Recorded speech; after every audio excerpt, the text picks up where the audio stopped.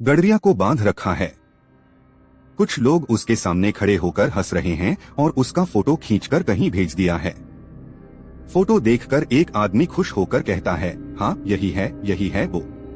लेकिन इससे सतर्क रहना, ये बहुत खतरनाक है। दूसरा आदमी कहता है, अरे भैया आप डरिए मत, ये भेड़ चराने वाला गडरिया हमारा क्या बिगाड़ेगा। गडरिया मुस्कुराते हुए कहता है, गडरिया सिर्फ भेड़े नहीं चराता, उनकी रक्षा भी करता है, फिर चाहे वो गली के कुत्ते हों या जंगल के सियार। विलेन का एक आदमी उत्सुकता से पूछता है, लेकिन इसका तात्पर्य क्या है। गडरिया गंभीर स्वर में कहता है, इसका मतलब है कि गडरिया वो शेर है जो सिर्फ जंगल में ही नहीं बल्कि दुनिया में कहीं भी शिकार कर सकता है। इतना सुनते ही सारे लोग पीछे हट जाते हैं। एक आदमी घबराते हुए कहता है, इसमें इतना घबराने वाली क्या बात है, वो तो बंधा हुआ है।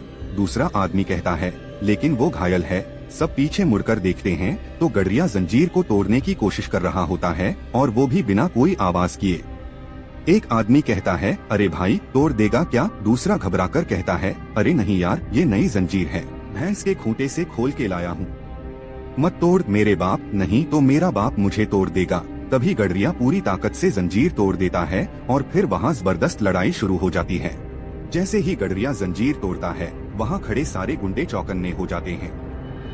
एक आदमी चिल्लाता है, अरे उसने जंजीर तोड़ दी, जल्दी करो उसे रोको। गडरिया के चेहरे पर एक खतरनाक मुस्कान फैल जाती है।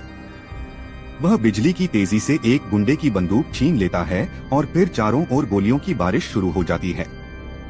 गुंडे अंधाधुंध फायरिंग करने लगते हैं, लेकिन गडरिया अपनी चालाकी और ताकत से सबकी गोलियों को चकमा देते हुए आगे बढ़ता है। गडरिया के हाथ में मशीन गन आते ही मंजर बदल जाता है। वह मशीन गन को संभालते हुए बिना किसी देरी के फायरिंग शुरू कर देता है। गोलियां गुंडों की ओर तेजी से बढ़ती हैं और देखते ही देखते कई गुंडे जमीन पर गिर पड़ते हैं। गुंडे बौखला जाते हैं और इधर उधर भागने लगते हैं, लेकिन गडरिया अपने अचूक निशाने से सबको गिरा देता है। उसकी फुर्ती और ताकत देखकर ऐसा लगता है जैसे वो कोई आम इंसान नहीं बल्कि एक योद्धा हो। कुछ गुंडे मिलकर उसे चारों ओर से घेरने की कोशिश करते हैं, लेकिन गडरिया अपनी मशीन गन घुमाकर चारों ओर गोलियां बरसाता है। उसकी हर गोली एक निशाने पर बैठती है। आखिरी गुंडा जब भागने की कोशिश करता है तो गडरिया उसे पकड़कर जमीन पर पटक देता है और उसकी बंदूक उठाकर हवा में फायर करता है। गुंडों का सफाया होते ही गडरिया उस खून से सने मैदान के बीच में खड़ा हो जाता है। उसके चारों ओर पड़े गुंडों के शव और टूटे हुए हथियार उसकी जीत की गवाही दे रहे होते हैं। वह एक गहरी सांस लेकर मशीन गन नीचे रखता है और फिर बिना किसी को देखे अपने रास्ते पर आगे बढ़ जाता है। गडरिया जो कभी भेड़े चराता था, आज उन गुंडों के लिए काल बनकर उभरा था। विराज जंगल के रास्ते से होते हुए वापस अपने गांव पहुंचता है। उसने सारे गुंडों को पीटकर वहां से भाग निकलने में सफलता पाई थी, लेकिन वो जानता था कि ये लड़ाई अभी खत्म नहीं हुई है। जब वो घर पहुंचता है तो उसके पिता उसे देखते ही कहते हैं, कहां से आ रहा है तू, इतनी रात हो गई है। विराज बिना कुछ कहे सीधे अपने कमरे में चला जाता है। उसके पिता उसे आवाज लगाते हैं, क्या हुआ बेटा, कुछ तो बोल। लेकिन विराज अपने बिस्तर पर लेट जाता है और छत को घूरता रहता है। उसे वो सारे पल याद आने लगते हैं जब उसके दोस्त महंगे कपड़े पहनते थे, बढ़िया चीजें खाते थे और वो सिर्फ उन्हें देखता रह जाता था। वो धीरे धीरे अपने आप से बुदबुदाता है, सारे दोस्तों के पास पैसे होते हैं, सिर्फ मेरे पास नहीं। मेरे पापा मुझे पैसे ही नहीं देते। उसकी आंखों में आंसू आ जाते हैं और वो चुपचाप सोने की कोशिश करता है, लेकिन नींद उससे कोसों दूर थी।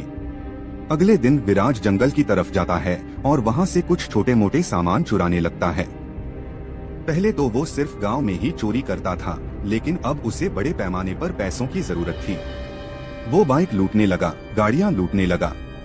एक दिन पुलिस ने उसे पकड़ लिया और जेल में डाल दिया। 1 महीने तक जेल में रहने के बाद विराज का जीवन एकदम से बदल गया। उसने चोरी चकारी और लूटपाट को हमेशा के लिए छोड़ने की कसम खाई। वो ईमानदारी से जीने लगा, लेकिन उसके मन में गुस्सा अब भी भरा हुआ था। जो मन में आता वही करता।